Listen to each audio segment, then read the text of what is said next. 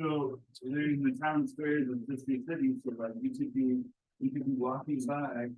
And you look over and you look at the screen and you can see somebody in a different city on the opposite side of the. Really? Whoa. You already do that. That's a place for windows. That's exactly, but you need to get. But that's still. It's all right. Yeah, it's pretty good.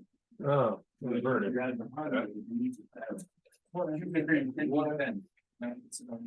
No, I was thinking it'd be something. Yeah, I think it could. But that would be like idea of having. Well, if we had it permanently, then people could organize their own zones around in Florida, like, be like, we're meeting for Florida. No, oh, that's someone can. But I would care. 420 feet. Oh, do I need to record? Alright, what's we're getting such bad output quality? No, this one looks great, right? I gotta film this. Where's everybody else? Got a little bit of a delay. Depending we're talking, honey. Breaking the matrix. It's on the opposite side.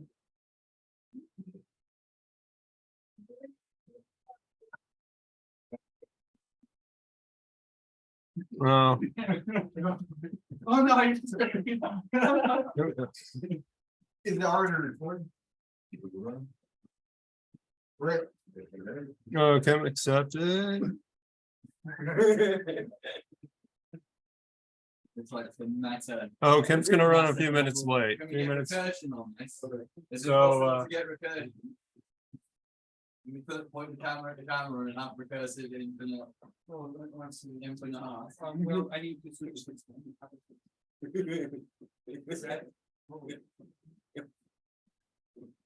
And I'm thinking to move closer down. I need to go. Oh, there I am. Yeah, yeah, there you are. Yeah, we've got a recursive, we've got recursive Andreas.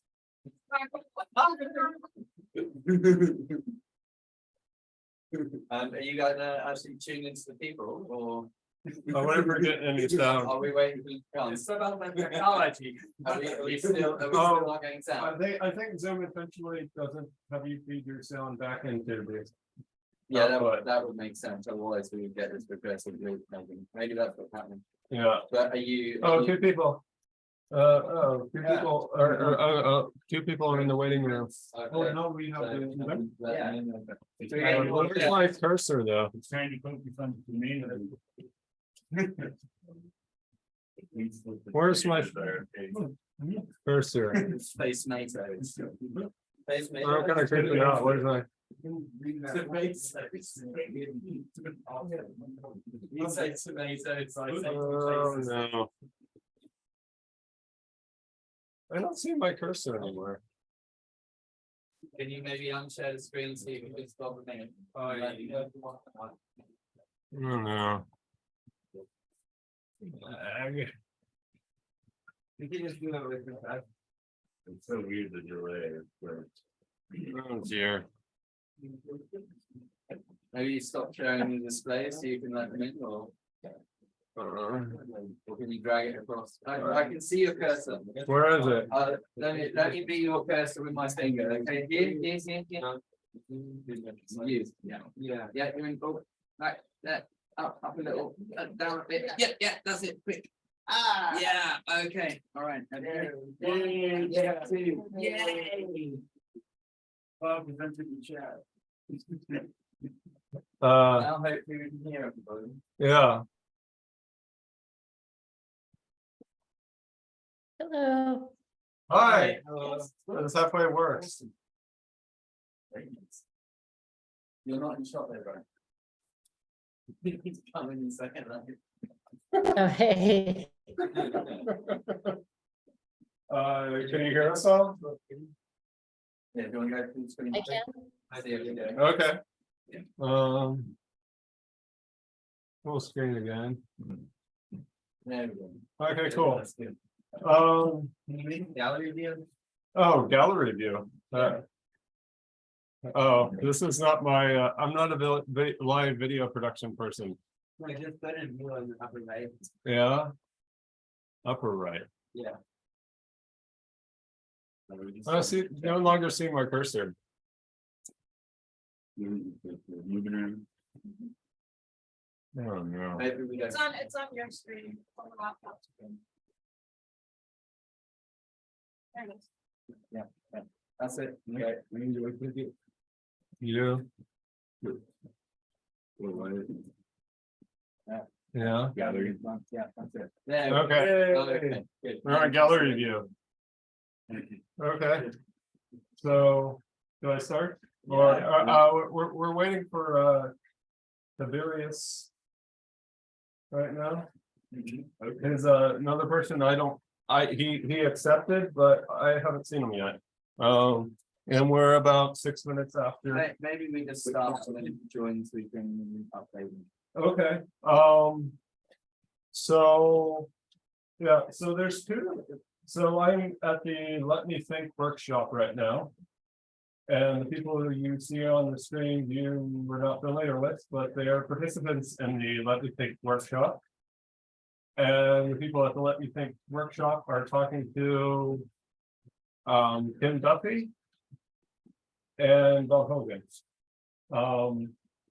So Bob Hogan helped develop the value flows ontology. And Kim Duffy is coming from Verifone credentials background. And for the purposes of the Let Me Think workshop, it's a envisioning the alternative academic institutions. So it's an 8-week workshop to explore that. And you're here, I think, to get some element of what how value flows could be implemented in practice. We're all on a learning curve for this. And this could be something bigger in that like value flows can work with verifier credentials, but at some level, I know we're all kind of friends too, so we have that in common as well. So I guess I'll introduce Jay, who is our event facilitator, and maybe he'll capitalize on anything that I may have missed. I think, yeah, Brent's given a good summary, but yes, I think right now we're in this camp for about 6.5 more weeks.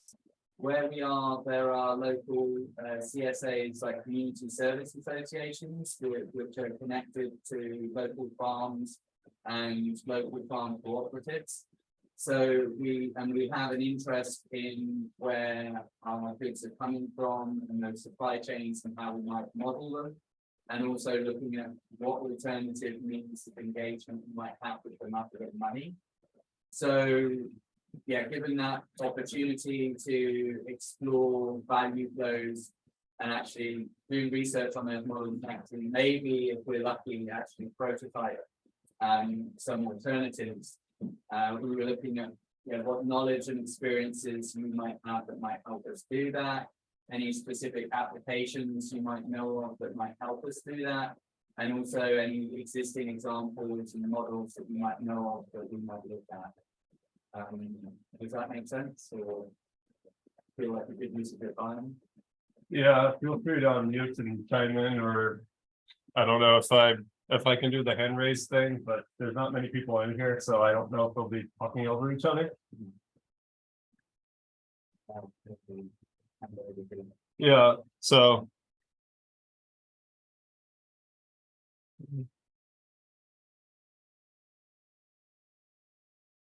Sorry, there's some parts of it are a little bit muffled, but yeah, I was just curious to hear kind of more how it's going, what people are working on so far, and yeah. Oh boy. Oh, feet cut. Yeah, that's that.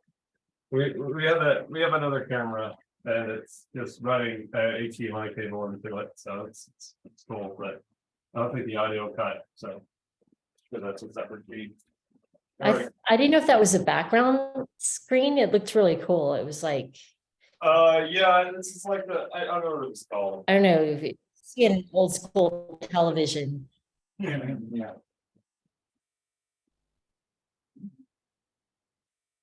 But there's a question about what we're really working on. Oh, what we're working on, does anybody kind of want to chime in and kind of what your projects are, or why you're here, or why you're interested in value folks? Yeah. I don't know, so. I'm here to research the history of. Like, how. How supply chains have been like created, like mines. Like, how. Grains were stored. You know. And I want to be able to utilize this information. So we can create our own, like, networks of moving, things from place to place. And I think value flows might be a way to do that. Josh? Yeah, I guess I'll answer your question of how it's been going so far. Can you hear me okay, by the way? Yes, yeah, the people, the two of you closest to the mic, I can hear or the screen, I can hear very well, so yeah. Yeah, so we're in the middle of the second week, right? Actually, at the end of the second week right now. And basically, the first week, we just was kind of just setting the groundwork for being able to function as a community, getting to know each other, getting good systems in place for things like food and tours and meetings and all sorts of things like that. And then the second week, we started to get going in our respective projects and try to solidify what those projects even are and try to understand how these projects can, what they have to do with each other. Like where and where they overlap and what we can work on together. And there have been some groups starting to form that like are doing various practices. Like there's a writing group and there's a group of people who are reading a book together and there's stuff like that.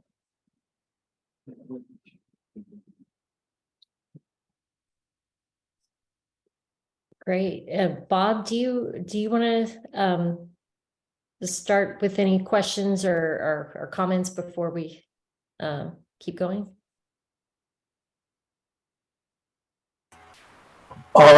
Yeah, I just, these are more like comments. Number one, I'm very old. Number two, my ears are bad. Number three, given all of that, it's been really difficult for me to understand. Kim, you said something like that too. It's been really difficult for me to understand what people in the group screen there under the Brent Shambaugh label are saying. Okay. So if it would be really, there was one gentleman in front over to the left that I understood pretty well. Everybody else, no, mumble. It's not your fault. It's just like a combination of Zoom doesn't do very well with sound, and my ears don't do very well with sound, and I can't. If when I can see when somebody is talking, then I can do a little bit of lip reading. Okay, so this is my problem. Don't worry. But if you want to get my attention, you have to be like really explicit and be like Kim. Face front, enunciate. Thank you. Okay. I'm going to change the audio source and try to get the camera to actually do the feed, see if that changes something. So Brent, you actually sound pretty clear just now.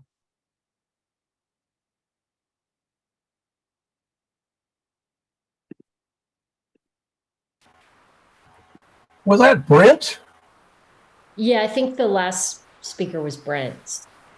You have changed your appearance since the last time I saw you, goodness. Oh, I thought you meant like me, but No. It was looking at, that must be Brent there. Yeah, oh, well.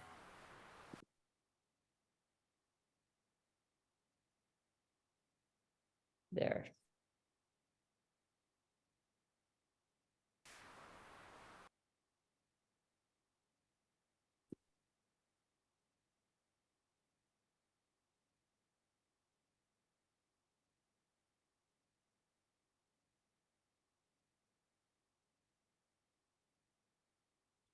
Can you hear us?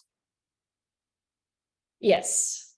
Okay, yeah, so my microphone input change didn't work, so, So how about this, when you wanna say something, you walk up to the laptop. yeah, you walk out to the laptop. So, yeah. Okay. So shall I maybe try and repeat the initial questions that we had? Can you hear me clearly? Bob? Very clearly. Yep. Bob, can you hear? Try me again, please. Can you hear me clearly?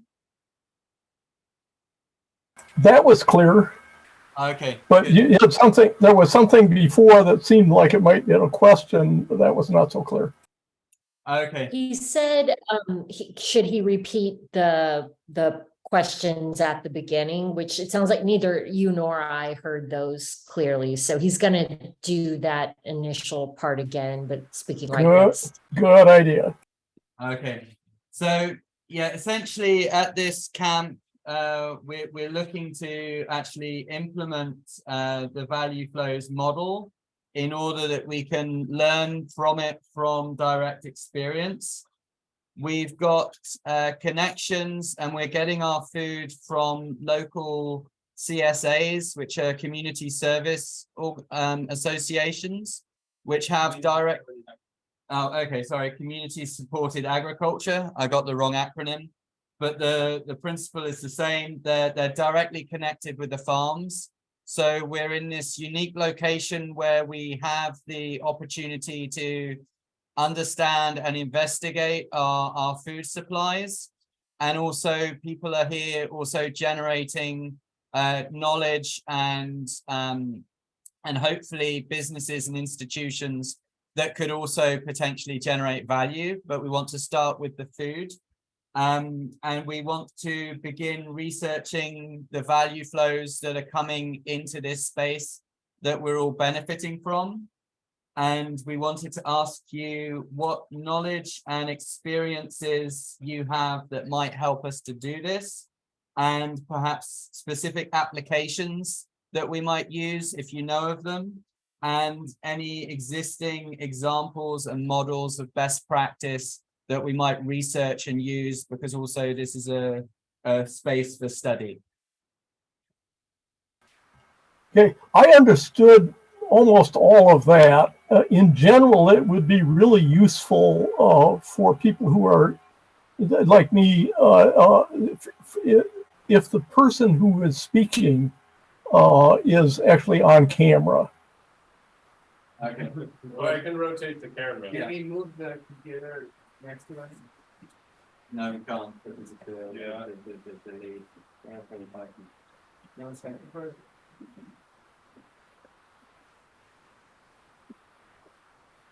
He's hiding. Okay, so Anyway, they'll find him. They'll find him. Well, while they're doing that, I can sort of repeat what I heard, Bob. So they mentioned a value flows model that I'm not familiar with, but basically the use case or the sort of problem area they're focusing on is food supply, and it looks like they are interested in, sort of studying, sort of they're in a position where there's sort of, local environment can kind of provide some visibility and how it might work on a more local scale, and they're interested in incubating, well, studying, but then also possibly incubating businesses around, I think, broader food supply issues. Is that a fair kind of simplification? As much. That sounds like a great and very helpful summary. And Cool. yeah, I think also it would be interesting to obviously investigate how your own work might intersect with that as we get the model more complex with respect to personal identity and how that might relate also. Okay, anyway, thank you very much, Kim. That was that was really helpful. So would you like me to give you a little bit of an explanation of value flows, where it comes from, and so on and so forth? It sounds like they're familiar with it, so you Okay. can just sort of say, so like what they were wanting our input on was like, do we have any, sort of well, he mentioned the sort of how our expertise comes into play, but then basically the request was, do we have any suggestions, any kind of relevant experience that we can talk to them about? So if you want, you can start and you can direct it more at them, where you can assume that they have more awareness of the value flow model. And then I can maybe talk more about the digital identity aspects. Okay. One of the questions I heard was, is there any software? Was that accurate? Yeah. Okay, so there are people that are working on value flow software. I think the closest to ready to use is the stuff that is coming out of the Fab City project in Europe. I can find some links. It will take me a minute, but I can. They have stuff that they've been demonstrating recently that looks pretty good to me. The other projects that are working on value flow software, one is in the holochain environment, if you're familiar with that, and they have a project called HREA. So the REA is the ontology that is behind value flows. And it's been around for a long time, about 1980, I think. And they've got people all around the world that understand it. And they've got a bunch of projects going on now.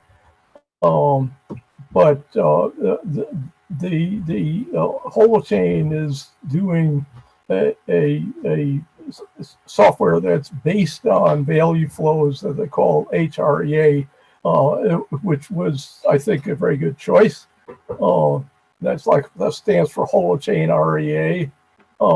That is the very early stage, possibly demonstratable. The Fab City stuff they've been doing demonstrations in the last month. And they've got stuff up and running, and I think you could, I didn't come to the meeting with a bunch of links that I can give you immediately because I was not quite ready, but I could, right after the meeting. Is there a place that I can send the links, like right after we're done here? Well, sure. Yeah, the Brent's thread that yeah. Okay, so I'll send some links to both of those projects. There is another project that is slightly working. It's working on it somewhat. that has, they've been focusing on other things in it, but that is called Bonfire, and that's in the ActivityPub protocol. The Fediverse, if you know what the Fediverse is, ActivityPub. It's federated networks. And I think that's also going to become very useful. So if you'll have, there's going to be choices for, you know, for Were there for any software. questions about what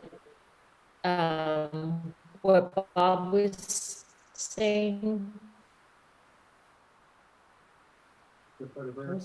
I got a warning that my internet connection is unstable, so sorry if I cut off anyone. With it, any questions for Bob? Questions?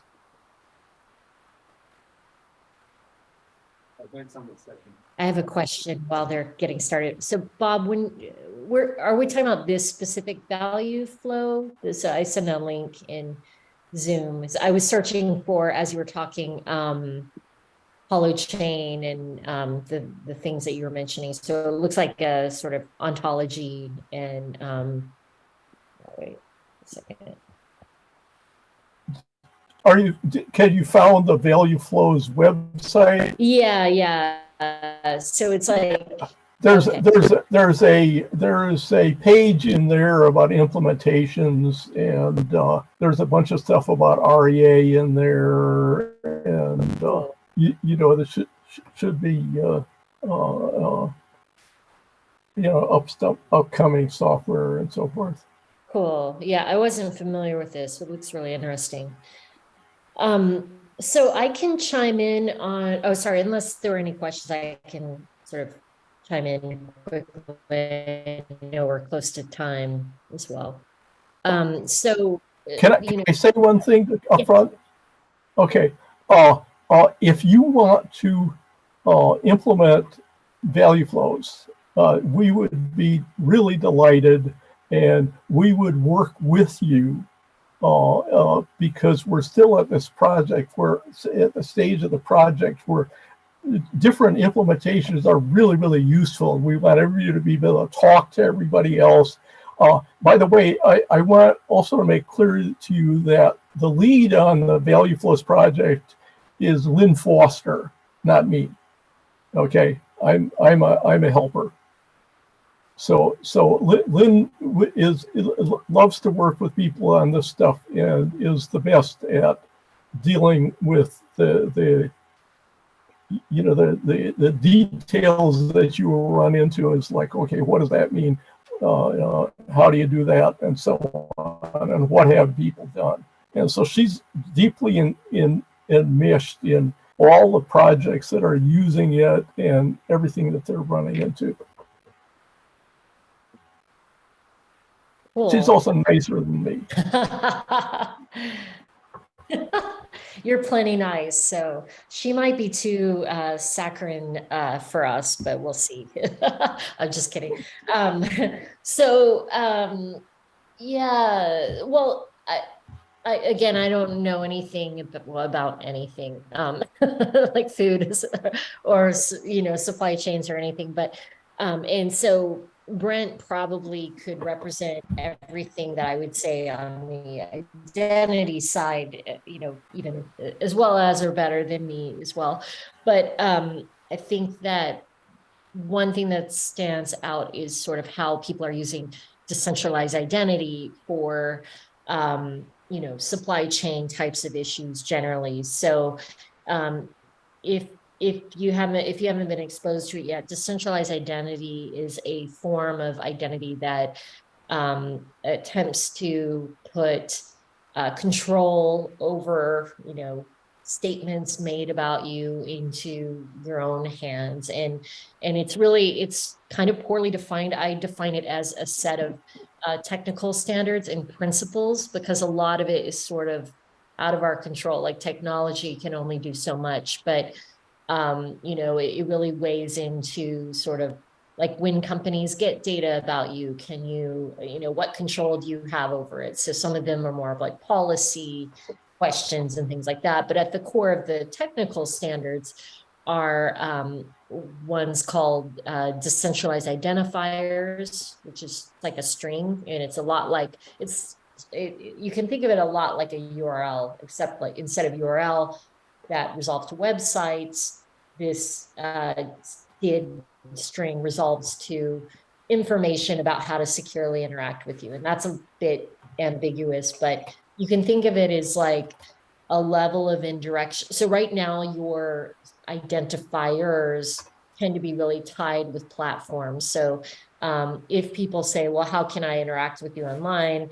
You give your email address, or maybe you'll give your, I don't know, you won't give your Facebook profile probably, but I don't know, Twitter account or Blue Sky, whatever. So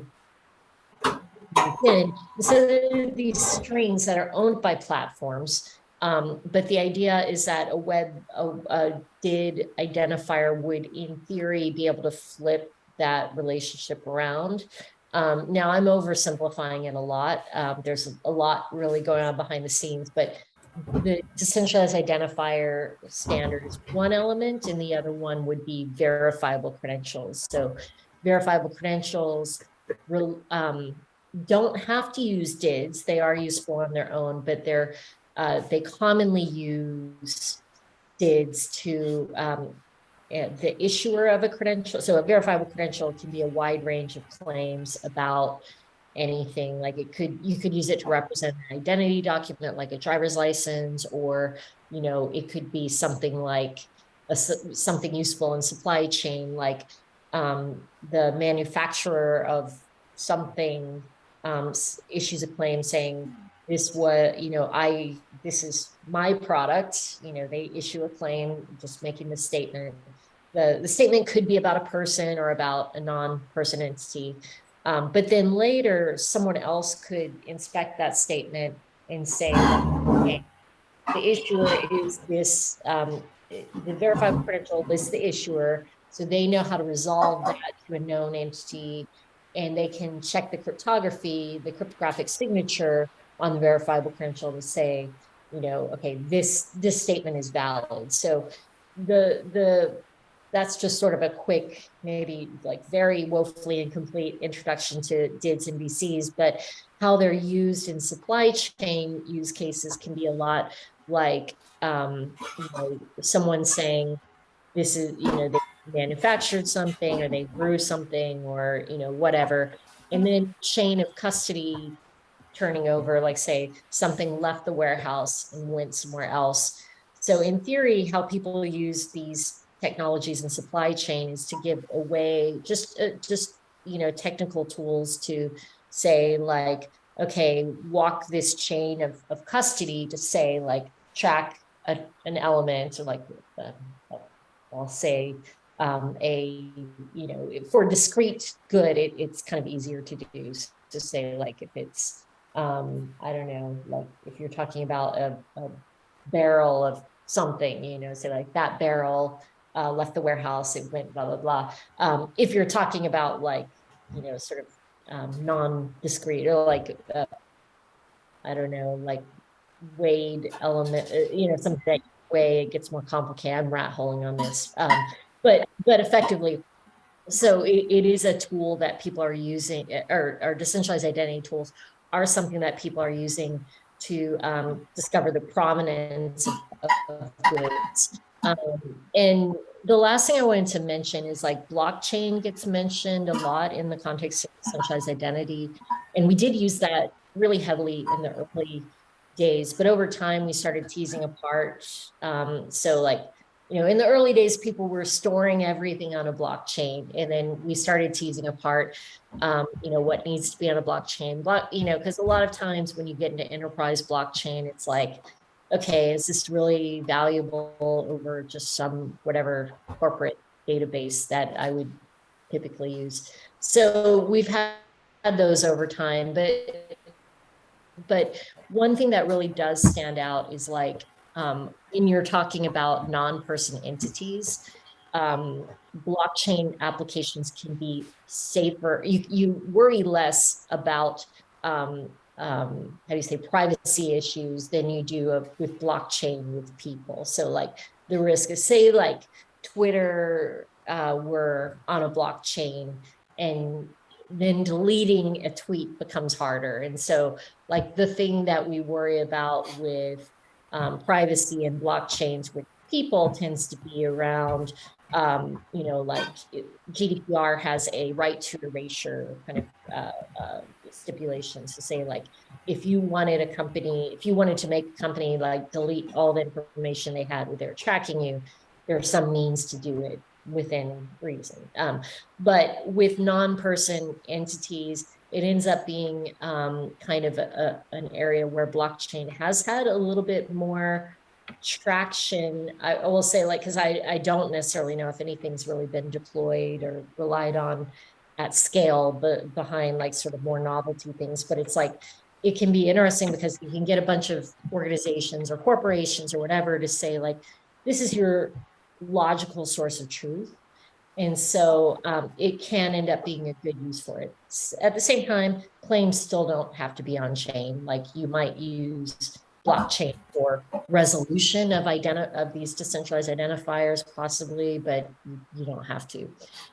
So that's just sort of a whirlwind tour of like all the sort of technical elements that decentralized identity brings into the sort of supply chain issues and sort of how people are using it. So they are using it for these kinds of, tracking and provenance.